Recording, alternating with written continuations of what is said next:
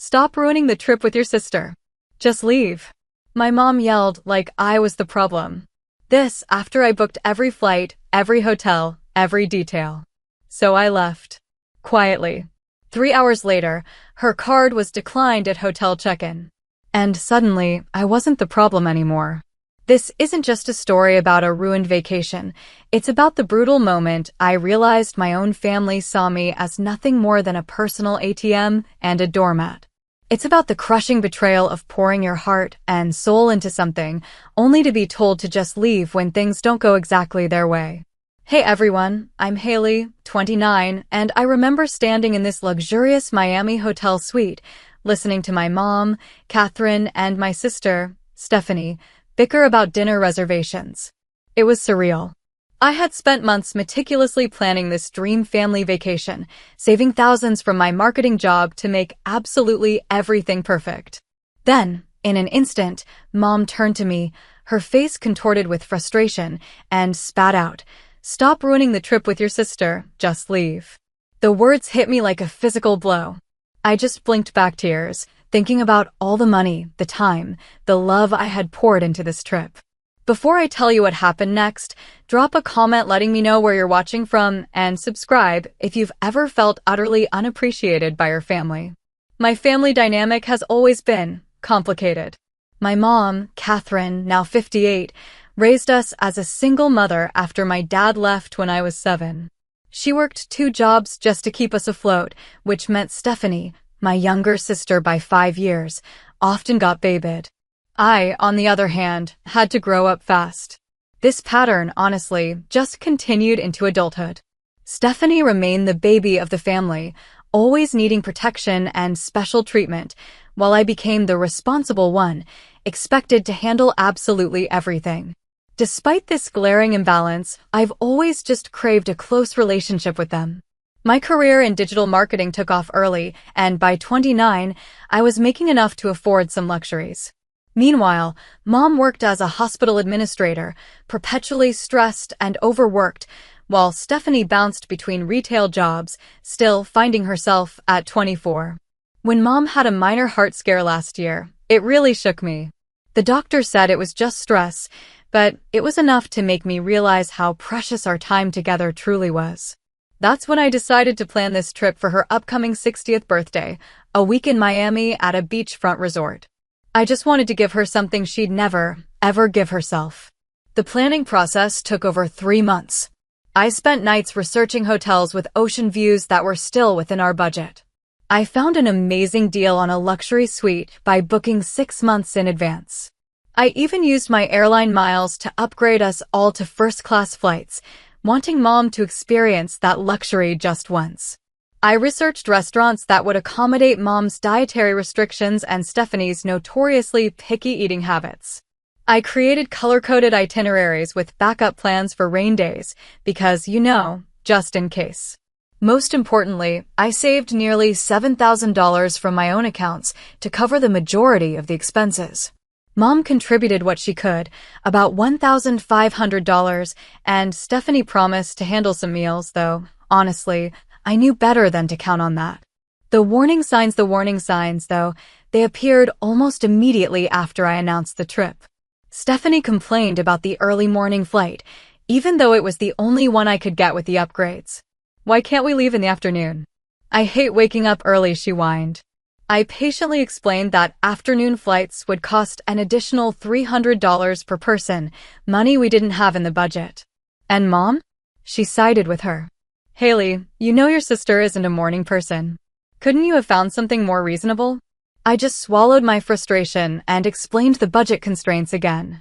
This was the first of many moments where I felt my efforts going completely unappreciated.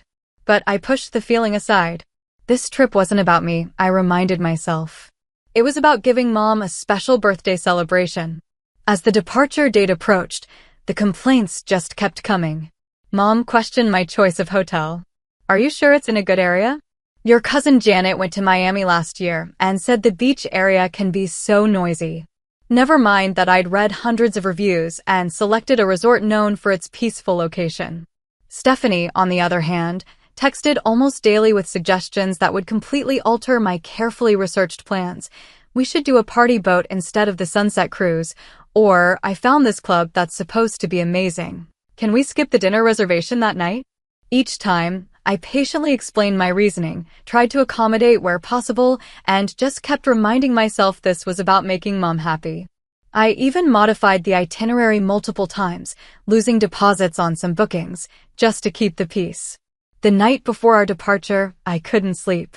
I was excited, but also incredibly anxious.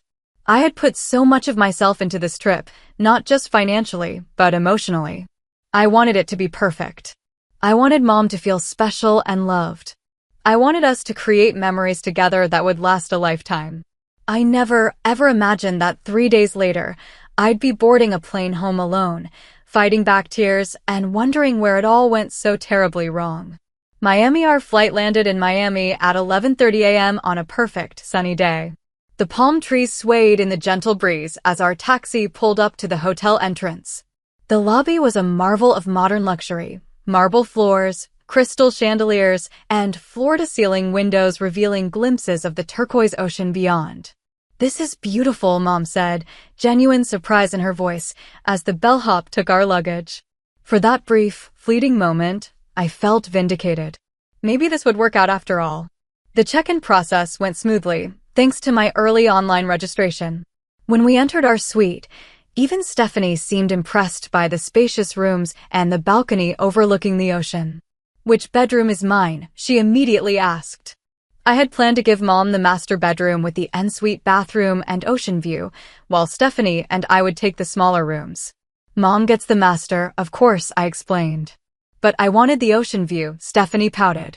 Rather than argue, I gave up my room with the partial ocean view and took the smallest room facing the city. It seemed a small sacrifice for peace. We had lunch reservations at a waterfront restaurant I'd carefully selected for its seafood options that Mom loved. The meal started pleasantly enough, with Mom taking photos of the view and her colorful cocktail. But halfway through the appetizers, Stephanie started complaining. "This ceviche is too limey," she said, pushing her plate away. "And why is it so hot out here? Couldn't we have eaten inside?" I had specifically requested outdoor seating for the gorgeous view, as described in all the reviews. "We can ask to move inside," I offered, already signaling the waiter. Mom shook her head. "No, it's fine. Let's not make a scene. We'll just eat quickly and go." The meal I had anticipated as a perfect start to our vacation was rushed and tense. Stephanie barely touched her food, and Mom kept checking her watch. Back at the hotel, I suggested we change and head to the beach for a few hours before dinner. "I'm actually really tired from the flight," Mom said. "I think I'll take a nap." "Me too," Stephanie chimed in. "Plus, I need to fix my nails. The polish chipped in my suitcase." I tried to hide my disappointment. "That's fine. I made dinner reservations for 7:30 at that Cuban place I told you about. It gets booked up quickly, so we should leave by 7 o'clock. They both nodded vaguely before disappearing into their rooms. Left alone, I decided to explore the hotel and beach by myself. The beach was everything I'd hoped for: pristine white sand and clear blue water. I walked along the shore, trying to recapture my excitement for the trip, telling myself things would improve once everyone had rested. The next morning, I woke early and went down to the pool area to reserve a premium cabana. The hotel staff told me they normally got claimed by 8 a.m., so I was there at 7 a.m., ensuring we'd have shade and comfort for our beach day. I ordered a fruit platter and coffee to be delivered at 10 a.m., assuming everyone would be up by then. When I returned to the room at 9:30 a.m., I found Mom and Stephanie in their pajamas, scrolling through their phones. "Good morning. I've got us a great cabana for today. Breakfast will be delivered there at 10 o'clock. Mom looked up with a frown. "Oh, I don't know if I want to sit at the beach all day. It's supposed to be very hot today. Plus, those cabanas are always right next to screaming kids," Stephanie added. "Actually, I got us one in the adults-only section," I explained, "and it has misters to keep cool. I thought we could relax there until lunch, then maybe do the Art Deco walking tour I mentioned." Shopping Mom and Stephanie exchanged a look I couldn't quite interpret. "I was thinking we might go shopping instead," Stephanie said. "I saw there's a mall nearby." But the walking tour. I began, thinking of the non-refundable tickets I'd purchased months ago. Haley, it's a vacation, Mom interrupted. We don't need to stick to a strict schedule. If Stephanie wants to go shopping, we can do your tour another day. I swallowed my objection, calculating the $75 per person I'd lose on the tour tickets. Sure, shopping could be fun too. We ended up at the cabana 2 hours later than planned. The breakfast I'd ordered had been sitting out, the coffee cold. Neither Mom nor Stephanie seemed to notice or care about the wasted food and money. That evening, we had dinner reservations at an upscale restaurant I'd booked weeks in advance, requiring a credit card hold that would charge $50 per person for cancellations. As we were getting ready, Stephanie announced, I told my friend Amber about our trip, and she wants to meet us for drinks tonight. She lives here. You have a friend in Miami? I asked, surprised. When did you plan this? We've been Instagram friends for years, Stephanie explained casually. She can recommend better places than the tourist traps in your itinerary. I felt my careful planning being dismissed as tourist traps, but I tried to be accommodating. We have dinner reservations at 8. Maybe she could join us for drinks after. The reservation is for 3 people, Mom pointed out. We can't just add another person at a fancy restaurant. Then let's cancel and go where Amber suggests, Stephanie said, as if it were the obvious solution. There's a cancellation fee, I explained, and it's a really special restaurant. The chef was on Top Chef last season. So you care more about a reservation than meeting my friend? Stephanie's voice took on the wounded tone I knew so well. Later that night, back in our hotel room, I overheard Mom and Stephanie talking in the living area of our suite while I was in my bedroom. Haley is being so controlling, Stephanie was saying. It's like we're on her business trip with a minute-by-minute agenda. She means well, Mom replied, but her tone was tired rather than defensive. But yes, it would be nice to just relax without checking what's next on the schedule. I pressed my pillow against my face to muffle any sound as tears welled up. They had no idea how much research, money, and love had gone into that minute-by-minute agenda. All I wanted was to give them the perfect experience, and somehow, that made me the villain. On the morning of our second full day, I woke determined to be more flexible. If they wanted a relaxed vacation, I could adapt. I put on my brightest smile and suggested we have breakfast at the hotel's buffet, something simple, with no reservations or time constraints. That sounds nice, Mom agreed, seeming relieved at the lack of structure. As we filled our plates with tropical fruits and pastries, Stephanie casually dropped a bombshell. By the way, Amber is going to join us at the beach today. I told her about our cabana. I paused, a fork full of pineapple halfway to my mouth. The cabana only seats 4 comfortably, and we have all our things there. So we can make room, Stephanie said, adding another sugar to her coffee. Don't be so selfish, Haley. Mom jumped in before I could respond. It'll be fine. It's nice that your sister has a friend here who can show us around. I bit my tongue and nodded, though internally I was recalculating the day. The cabana had cost $200, specifically chosen for our comfort. Adding another person would make it cramped, not to mention the beach attendants might object since the occupancy was clearly stated. After breakfast, we headed back to the room to change for the beach.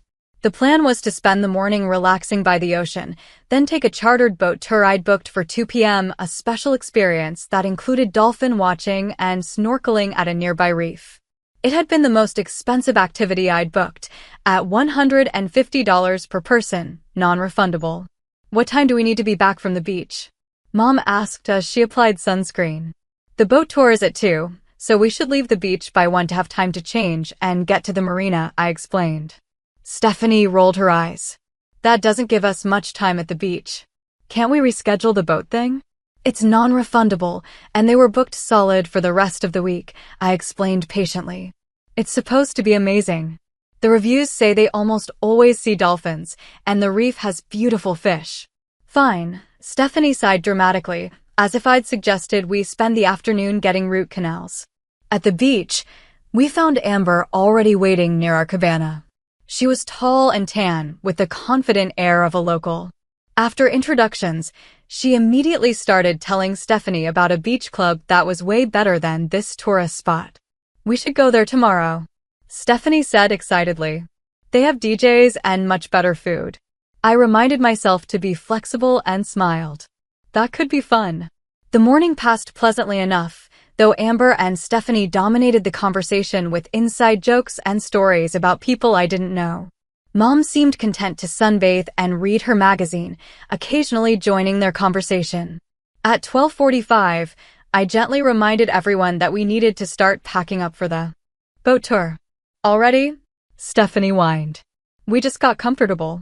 We've been here for 3 hours, I pointed out, and we need to change before the tour. About that, Amber interjected, there's this amazing restaurant on South Beach that's impossible to get into, but my friend is the hostess and can get us a table at 2. You guys should totally come instead of doing the tourist boat thing. My heart sank as I saw Stephanie's eyes light up. That sounds way better than looking at fish, she said, turning to Mom. Don't you think? Mom looked torn, glancing between me and Stephanie. Well, Haley did already pay for the boat tour. I'm sure they'd refund it if you explained, Amber said confidently, though she had no basis for this assumption. They won't, I said firmly. I checked their cancellation policy very carefully. It's 100% non-refundable within 48 hours. So you're making us all go on this boring tour because you're worried about money? Stephanie's tone was accusatory. It's not boring. It has hundreds of 5-star reviews. I defended. And yes, $450 is a lot of money to throw away. The argument continued back at the hotel room as we changed. In the end, a compromise was reached. Mom and I would go on the boat tour while Stephanie went to lunch with Amber. It wasn't ideal, but at least the money wouldn't be completely wasted. The boat tour turned out to be magical. We saw a pod of dolphins, snorkeled among colorful fish, and the guides were knowledgeable and friendly. For a few hours, with Stephanie's negativity absent, Mom actually relaxed and enjoyed herself. We took photos with the dolphins playing in the boat's wake, and Mom's genuine smile warmed my heart. This was wonderful, Haley, she admitted as we headed back to shore. I'm glad we didn't cancel. That moment of connection gave me hope that the trip could still be salvaged. But when we returned to the hotel, we found Stephanie sprawled on the couch, scrolling through her phone. How was lunch? Mom asked. Amazing, Stephanie gushed. Amber knows everyone in Miami. We got free champagne and met this group of models who invited us to a yacht party tomorrow. Tomorrow is the Everglades airboat tour, I reminded her, another non-refundable booking. Yeah, I'm not doing that, Stephanie said dismissively. Amber says those tours are total tourist traps. The yacht party will be much more fun. I felt a headache forming behind my eyes. Stephanie, I understand you want to hang out with your friend, but we came here for a family vacation for Mom's birthday. And Mom wants me to have fun, right? Stephanie looked to our mother for backup. Mom sighed. I don't want to come between you two. Can't we find something we'd all enjoy? Before I could respond, my phone dinged with a credit card alert. I opened it to find a charge from the hotel spa for $340. I hadn't visited the spa. Did either of you go to the spa today? I asked, already suspecting the answer. Oh yeah, Stephanie said casually. Amber and I got massages after lunch. I put it on your card since you're handling all the vacation expenses anyway. I figured you wouldn't mind since you're so concerned about us enjoying ourselves. I stared at her, momentarily speechless. You used my credit card without asking me? Don't make a big deal about it, Stephanie rolled her eyes. You can afford it with your fancy marketing job. Think of it as your contribution to my vacation enjoyment. My contribution? I finally lost my cool. I paid for the flights, the hotel, all the activities. I've been planning this trip for months. What exactly have you contributed besides complaints? There you go again, making everything about money, Stephanie shot back. Not all of us have high-paying jobs, Haley. Some of us are still figuring things out. Girls, please, Mom intervened. Let's not fight. Stephanie, you should have asked before using your sister's card. Haley, I'm sure your sister will pay you back. We both knew she wouldn't. That night, while Mom and Stephanie got ready for dinner, I stepped onto our balcony alone. The sun was setting over the ocean, painting the sky in brilliant oranges and pinks. It should have been beautiful, but I could barely appreciate it through my tears of frustration. I had saved for this trip for nearly a year. I had spent countless hours researching and planning. And somehow, I had become the villain in my own story, the controlling, money-obsessed sister who was ruining everyone's good time. As I wiped away tears, I promised myself I would try harder tomorrow. I would be more flexible, less attached to my plans. I would find a way to make this work, for Mom's sake. I had no idea that tomorrow would be the day everything fell apart completely. I woke before sunrise on our third day, determined to turn things around. Yesterday had ended with tense silence at dinner, despite my attempts at cheerful conversation. Today would be different. I quietly left the suite and went to the hotel's concierge, explaining that I wanted to arrange a special birthday breakfast for my mother. The kind concierge, Luis, helped me arrange for a private breakfast on our balcony, fresh fruit, pastries, gourmet coffee, and champagne for mimosas. I added a small bouquet of Mom's favorite flowers and a birthday card I had brought from home. When I returned to the suite, Mom and Stephanie were still sleeping. I set up the breakfast surprise on the balcony, arranging everything perfectly. When they finally emerged around 9 a.m., I led them outside. "Happy early birthday breakfast, Mom," I said, hoping the gesture would reset the trip's tone. Mom seemed genuinely touched. "This is lovely, Haley. Thank you." For a brief moment, as we sipped mimosas and watched the ocean, it felt like the vacation I had envisioned. Then Stephanie's phone chimed with a text. "Amber says the beach club I told you about has a special event today," she announced. "We should definitely go. She can put us on the VIP list." I had booked a different beach club for today, one known for its tranquil atmosphere and excellent service, specifically because Mom had mentioned wanting a relaxing beach day. "I already made arrangements at Laya Beach Club," I explained. "They're holding a cabana for us and I've paid the deposit. But this one Amber suggested is where all the celebrities go." Stephanie insisted. "It would be so much cooler." "I don't care about celebrities," Mom interjected, surprising us both, "but I trust Stephanie's friend knows the good places." "Can we change the reservation, Haley?" I felt that familiar sinking feeling, another deposit lost, another carefully made plan discarded. But I had promised myself I would be flexible. "I'll call and see," I said, forcing a smile. Beach Club, the original beach club, wouldn't refund my $150 deposit, of course. I called Amber's suggested place and learned their VIP cabanas cost $500 for the day, with a minimum spend of another $300 on food and drinks. When I mentioned this, Stephanie waved away my concerns. "It's totally worth it. The people watching alone is amazing." I didn't bother pointing out that this would blow our entire day's budget. What was the point? I was already calculating which bill I would pay late next month to cover these mounting, unexpected expenses. We took a taxi to the new beach club, Stephanie, chattering excitedly the whole way about the celebrities we might see. Mom seemed to feed off her enthusiasm, while I sat quietly, trying to maintain a positive attitude despite the growing knot in my stomach. When we arrived, the entrance was crowded with beautiful people waiting to get in. Amber was waiting near the door and waved us over, air-kissing Stephanie and introducing herself to Mom with exaggerated warmth. "I've heard so much about you." "Happy birthday," she gushed, though Stephanie had only met her 2 days ago. Amber led us past the line to the entrance, where a stern-looking man with a clipboard stood guard. She whispered something to him, and he nodded, unhooking the velvet rope to let us through. Stephanie shot me a triumphant look, as if this validated everything. Inside, the club was a sensory overload, pounding music, beautiful people in tiny swimwear, elaborate cabanas, and a pool that seemed more for posing beside than swimming in. It was exactly the scene I had tried to avoid for Mom's sake. Amber led us to a cabana that was indeed in a prime location, but directly beside a DJ booth pumping out music so loud I could feel it in my chest. "Isn't this amazing?" Stephanie shouted over the music. Mom nodded, though I noticed her wince at a particularly loud bass drop. She was putting on a brave face, but I knew this environment wasn't her preference at all. A waiter appeared with a tablet. "Welcome to Azure. Minimum spend for this cabana is $300. Would you like to start a tab?" I handed over my credit card, resigned to the expense. "Can we possibly move to a cabana further from the speakers?" I asked. "It's my mom's birthday, and we'd like to be able to talk." The waiter looked at me like I'd asked to turn the ocean purple. These are our premium locations. If you want something quieter, you should have booked a regular hotel pool. Amber laughed. That's just how it is here. It's exclusive for a reason. We settled into the cabana, and I tried to make the best of it.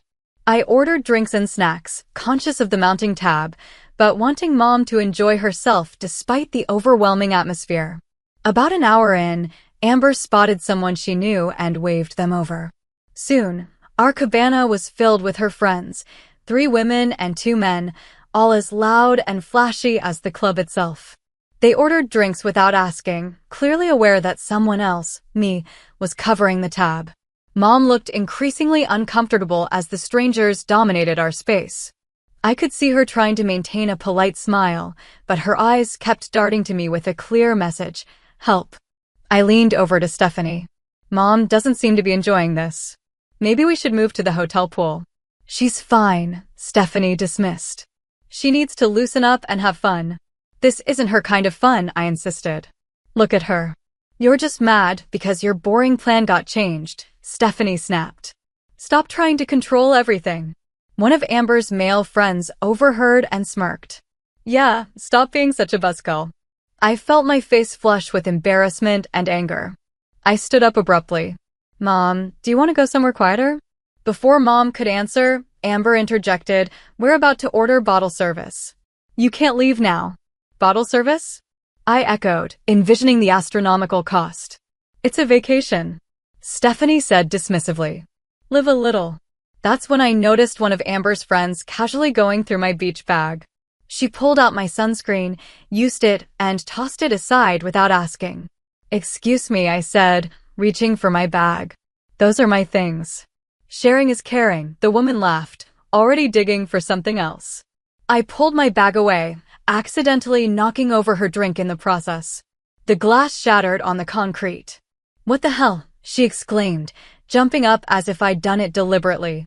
Suddenly, everyone was staring at me, Amber, her friends, Stephanie, and Mom, all with varying degrees of shock and annoyance.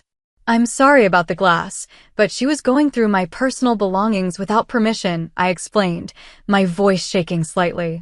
It's not a big deal, Haley. Stephanie hissed. Why are you making a scene? A scene? I repeated incredulously. These strangers are invading our family vacation, going through my things, running up a tab on my credit card, and I'm making a scene? Mom stood up, clearly mortified by the developing argument. Haley, please, people are staring. Leaving, I don't care. I finally snapped. I spent months planning this trip. I saved for a year to give you a special birthday. I researched everything to make it perfect, and what thanks do I get? Stephanie invites strangers, changes all the plans, uses my credit card without permission, and you take her side every single time. The music seemed to dim as my voice rose. Nearby cabanas full of beautiful people were indeed watching our family drama unfold with undisguised interest. Mom's face flushed dark red. She grabbed my arm and pulled me aside behind the cabana, where we had a moment of relative privacy. You are embarrassing me, she whispered furiously. This whole trip, you've been rigid and controlling, making Stephanie feel bad about wanting to have fun her way. Her way is costing me thousands of dollars I didn't budget for. I protested. And it's not even what you wanted. You hate loud music and crowds. This was supposed to be a relaxing beach vacation for your birthday, not a party scene for Stephanie and her Instagram friend. Mom's expression hardened in a way I rarely saw. Stop ruining the trip with your sister. Just leave. The words echoed in the sudden silence that seemed to fall around us. I stepped back, feeling as if I'd been slapped. Fine, I said quietly, gathering my dignity around me like armor. I'll leave. I turned and walked away, not looking back, even as I heard Mom call my name once, uncertainly. I didn't trust myself to speak without breaking down completely. As I passed through the club entrance, the stern bouncer gave me a surprisingly sympathetic look. Perhaps he'd seen this kind of family drama play out before in this playground for the beautiful and privileged. Outside, I took a deep breath of air that wasn't heavy with perfume and pretension. Then I hailed a taxi and directed it back to our hotel, my mind already calculating what I needed to do next. The hotel room was quiet and cool when I returned, a stark contrast to the chaotic beach club I'd just left. I stood in the center of the living area for a moment, looking at our shared space, Stephanie's clothes strewn across furniture, Mom's reading glasses and novel on the coffee table, my carefully organized travel documents in a folder by the TV. I moved to my small bedroom and pulled out my suitcase. With methodical precision, I began packing my belongings, each item folded neatly, each toiletry sealed and secured. The physical tasks helped keep my emotions at bay, though occasionally I had to pause when a wave of hurt threatened to overwhelm me. I wasn't acting out of pure emotion. A calm, rational part of my brain had made this decision. Mom had asked me to leave, and I was respecting her wishes. The fact that it also protected what remained of my self-respect was a necessary bonus. As I packed, I made a mental inventory of all the reservations and arrangements I had made. For the remainder of their trip, 3 more days of activities, meals, and experiences I had carefully selected. I couldn't just disappear without ensuring they could still access everything I had paid for. On the hotel desk in our room, I found the notepad with a hotel logo. I wrote a detailed note explaining where to find all the reservation confirmations, which were stored in my email, but also printed in the travel folder. I listed the remaining activities by day, with confirmation numbers and contact information. I included the names of the hotel staff I had built relationships with who could help them if needed. I read over the note, making sure my handwriting was legible despite my shaking hands. No accusations, no emotional language, just facts and information they would need. I placed it prominently on the coffee table where they would see it upon returning. Next, I went down to the front desk and spoke with the concierge, Luis, who had helped me with the birthday breakfast just hours earlier. "Is everything all right, Miss Walker?" he asked, noting my red-rimmed eyes with concern. "There's been a change of plans," I explained, keeping my voice steady. "I need to return home early, but my mother and sister will be staying for the duration. Could you please ensure that all the arrangements I've made for them remain accessible?" Luis was the consummate professional, not prying but offering genuine assistance. He updated the room information so that Mom could charge expenses to the room without my presence, confirmed that all my prepaid reservations would be honored, and even arranged for a birthday amenity to be delivered to the room on Mom's actual birthday 2 days hence. "And could you recommend a good flight booking service?" I asked. "I need to arrange a return flight as soon as possible." Luis directed me to the business center, where I was able to book a flight leaving that evening. It cost far more than I had budgeted for, another financial hit on top of everything else, but I couldn't stay another night, not after what had happened. Leaving the hotel back in the room, I checked my bank app and transferred the remaining spending money I had budgeted for the trip to Mom's account. She wouldn't be left stranded financially, even though my own account was now dangerously low. I took one last look around the luxury suite that was supposed to have been the setting for our perfect family reunion. From the balcony, I could see the ocean stretching to the horizon, beautiful and indifferent to human dramas. I allowed myself exactly 1 minute to stand there, feeling the breeze and acknowledging what I was losing by leaving. Then I closed the balcony door, picked up my suitcase, and left. In the lobby, the same bellhop who had greeted us so cheerfully 2 days ago helped me get a taxi to the airport. As we pulled away from the hotel, I finally turned my phone back on and sent a single text to Mom. "As requested, I'm leaving. All reservations are still valid. Enjoy the rest of your trip." Then I turned off notifications and stared out the window as Miami's glittering coastline slipped past. The Uber driver, sensing my mood, mercifully didn't attempt conversation.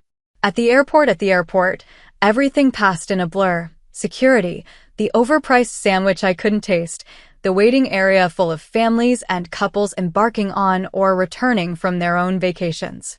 I wondered how many of them were having the perfect trips I had imagined for us. When I finally boarded the plane and settled into my economy seat, a far cry from the first-class experience I had arranged for our arrival, exhaustion hit me all at once, physical and emotional. As the plane took off, lifting away from the city where I had left my family and thousands of dollars worth of prepaid experiences, I finally allowed the tears to come. The middle-aged woman in the seat beside me pretended not to notice, offering me a tissue without comment. Small kindnesses from strangers sometimes hurt the most. By the time we reached cruising altitude, I had cried myself into a state of numb emptiness. I declined the flight attendant's offer of a drink and closed my eyes, not expecting sleep, but needing to shut out the world for a while. Somewhere over the darkened landscape of America, it occurred to me that this was the first decision I had made in months that wasn't calculated to please my mother or accommodate my sister. It had been purely for my own well-being. The realization didn't make me feel better, exactly, but it felt significant nonetheless. My apartment felt smaller and emptier than I remembered when I unlocked the door just after midnight. Everything was exactly as I had left it 4 days ago, yet it felt like returning to a different life entirely. I dropped my suitcase in the entryway and moved through the dark rooms without turning on lights. In my bedroom, I didn't bother unpacking or even changing clothes. I simply fell onto my bed fully dressed and finally surrendered to the emotional and physical exhaustion. When I woke the next morning, disoriented and still wearing yesterday's clothes, the reality of what had happened hit me. I knew I was supposed to be in Miami with my family for 3 more days. Instead, I was alone in my apartment, having walked away from thousands of dollars in non-refundable reservations and, more painfully, from the dream of what that trip was supposed to have been. I checked my phone. It was just after 10 a.m., and I had 17 missed calls, 12 from Mom, 5 from Stephanie, and numerous text messages. I wasn't ready to read or listen to any of them. I silenced my phone again and set it aside. The quiet of my apartment, usually a comfort after busy work days, now felt oppressive. I turned on music, took a shower, and tried to establish some normalcy by making coffee and toast, though I had little appetite. As the day progressed, I found myself moving between moments of clarity and confidence in my decision and waves of doubt and guilt. Had I overreacted? Should I have stayed and tried harder to make things work? Was I being petty about money when family was what really mattered? Then I would remember how it felt to hear my mother tell me to leave, to see the look on Stephanie's face, and my resolve would strengthen again. I deserved better than to be treated as an ATM and personal travel agent whose feelings and preferences didn't matter. Around 4 p.m., about 24 hours after I had walked away from the beach club, my phone began ringing again. This time, it was Jessica, my best friend. I hesitated, then answered. "Hey," I said, my voice rough from disuse. "Haley, are you okay? Aren't you supposed to be in Miami?" Jessica sounded concerned. I hadn't told anyone about leaving early. "How did you know something was wrong?" "Your mom called me," Jessica explained. "She said she's been trying to reach you since yesterday and was worried." The fact that Mom had tracked down my friend's number instead of respecting my obvious need for space irritated me, but I tried to keep it from my voice. "I'm fine, I just needed some time alone." "What happened? Do you want to talk about it?" I surprised myself by telling her everything, the months of planning, the immediate tension upon arrival, Stephanie's friend, and the constant changes to plans, and finally the awful scene at the beach club. "So I left," I concluded. "Mom told me to leave, and I did." There was a long silence on the other end of the line. Then Jessica said simply, "I'm coming over with wine." An hour later, Jessica arrived with not just wine, but also takeout from my favorite Thai restaurant and a pint of chocolate ice cream. We sat on my living room floor, eating pad thai straight from the containers while I showed her the increasingly frantic texts from Mom and Stephanie. The first messages from Mom, sent about 3 hours after I left, were angry. "I can't believe you would be so selfish and dramatic, and you've ruined this trip with your tantrum." Then they had shifted to confusion. "Where are you? Are you coming back to the hotel?" By late evening, they had turned to concern. "Haley, please answer. We're worried about you, at least let us know you're safe." Stephanie's messages followed a similar pattern, though with less concern and more blame. "Way to make Mom's birthday trip all about you," was followed by, "Mom is really upset now. I hope you're happy." "You know what I noticed?" Jessica said, refilling our wine glasses. Not one single apology in all those messages. Not one acknowledgement that they hurt you or appreciation for all you did to plan this trip. I hadn't realized how much I needed someone to validate my feelings until that moment. The knot that had been sitting in my chest since Miami began to loosen slightly. I keep thinking I overreacted, I admit it. Maybe I should have been more flexible. Jessica shook her head firmly. Haley, you spent months planning a beautiful trip. You paid for most of it. You tried to accommodate their changes at every turn, losing deposits and watching your careful plans get thrown aside. Then your sister used your credit card without permission, and when you finally expressed your hurt feelings, your mom told you to leave. You didn't overreact. If anything, you underreacted until that final moment. We stayed up late talking, Jessica's unwavering support helping me process the swirl of emotions. When she left around midnight, I felt stronger than I had since the whole debacle began. The next morning, I woke to a notification that Mom had posted on Facebook. Curious despite myself, I logged in to see several photos from the trip, posted with the caption, "Wonderful Miami vacation for my birthday with Stephanie. Missing Haley, who had to leave early for work. Wish you were still here with us, honey." The complete fabrication about why I had left caught me off guard. The photos showed Mom and Stephanie smiling at restaurants I had researched and booked, enjoying experiences I had arranged and paid for. There was no mention of our fight or the real reason for my absence.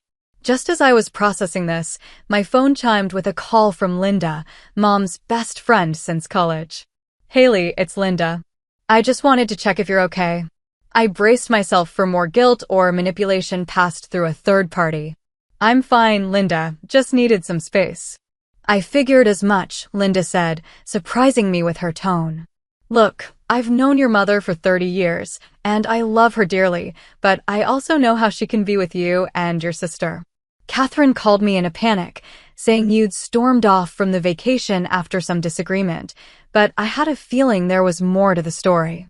Linda's unexpected understanding prompted me to give her the abbreviated version of events. She listened without interruption, then sighed heavily. "That sounds about right," she said. "Your mom called me last night practically in tears because she and Stephanie couldn't figure out how to use the dinner reservations you'd made. Apparently, the restaurant couldn't find the booking at first because it was under your name. Then this morning she called again because they couldn't find the confirmation for some boat tour." I felt a flicker of vindication. I left detailed instructions and all the confirmation numbers. "I'm sure you did," Linda assured me. "But you know your mom and technology, and Stephanie has never been one to handle details. They're completely lost without you, which is probably why your mom is trying so hard to reach you." The image of my mother and sister floundering through the carefully arranged experiences made me feel both satisfied and sad. Part of me wanted them to struggle, to realize how much work I had put into the trip. Another part felt guilty for abandoning them, even though I'd been told to leave. "They'll figure it out," I said, more to convince myself than Linda. "Maybe," Linda said doubtfully. "But that's not really why I called. I wanted to make sure you're taking care of yourself. Your mom and Stephanie can be a lot to handle, and you've always been the one who accommodates everyone else." Her understanding brought fresh tears to my eyes. "I'm trying to." "Good," Linda said. "And Haley, whatever happens when they get back, remember that you deserve respect and appreciation, especially from family." After Linda's call, I decided to check social media again. Stephanie had posted several stories on Instagram, poolside selfies, drinks with Amber, a video of Mom awkwardly dancing at what looked like a restaurant. They appeared to be enjoying themselves without me, which hurt despite being exactly what I expected. But then I noticed something in the background of one of Stephanie's photos. Mom was sitting at a beach bar, staring off into the distance with an expression of such profound sadness that it stopped me cold.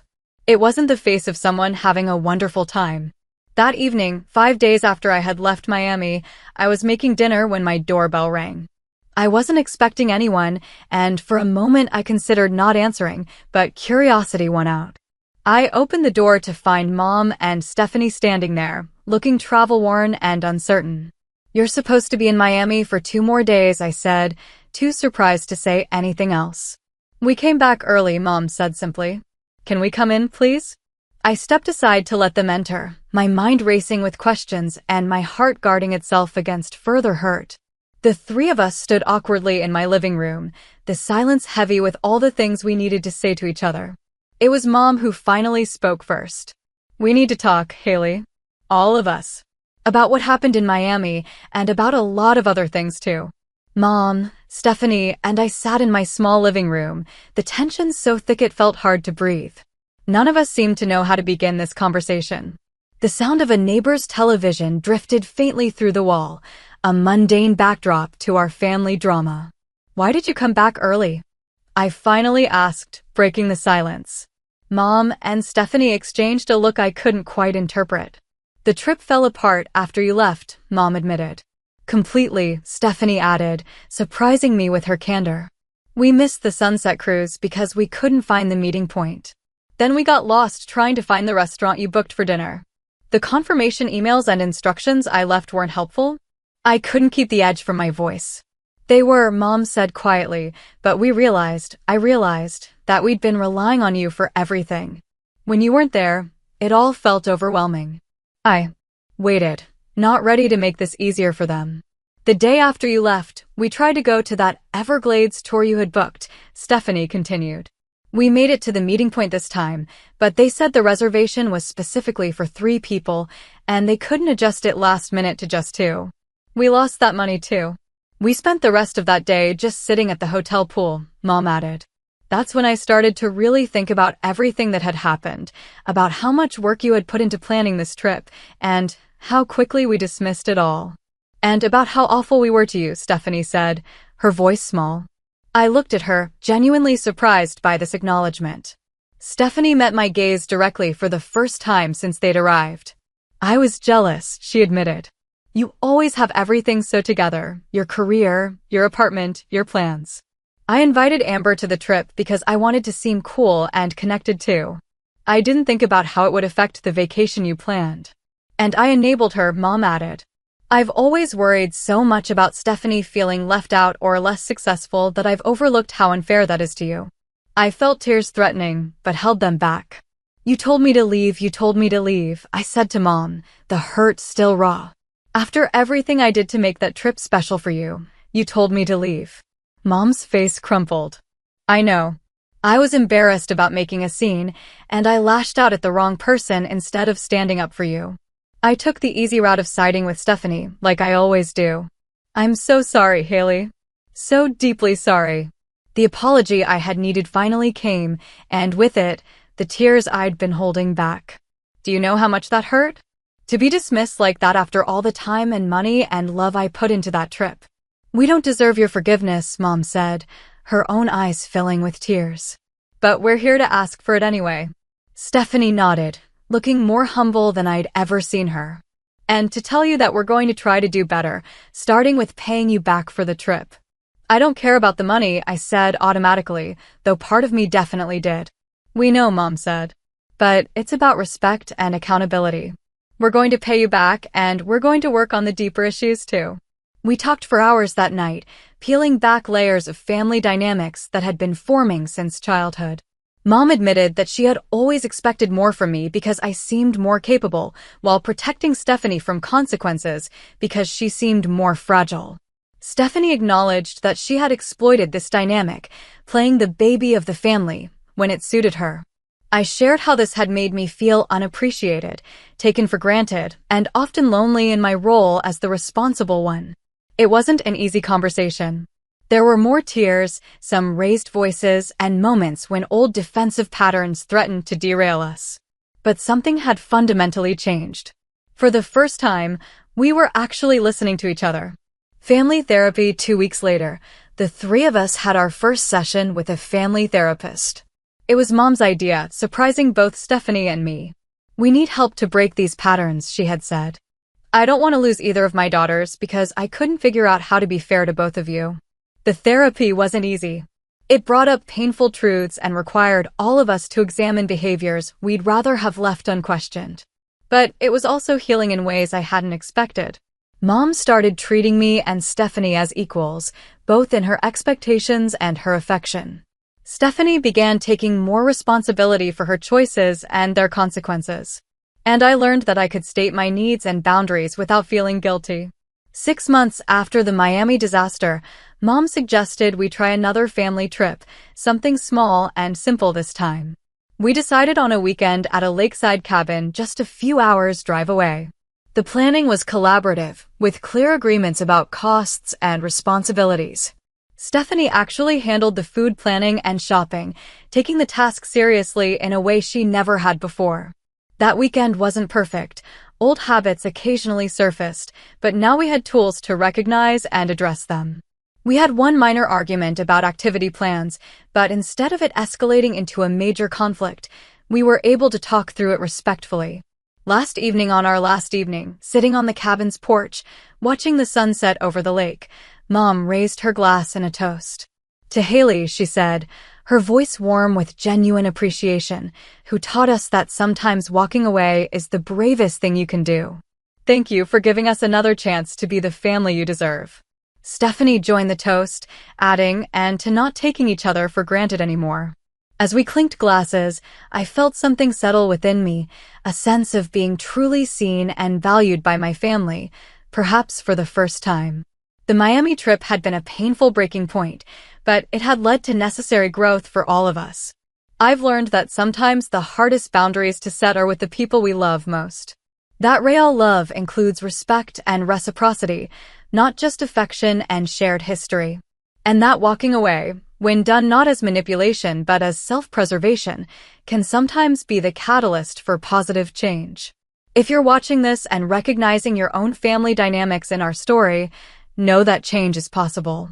But it requires honesty, effort, and sometimes the courage to say enough when you're being treated unfairly.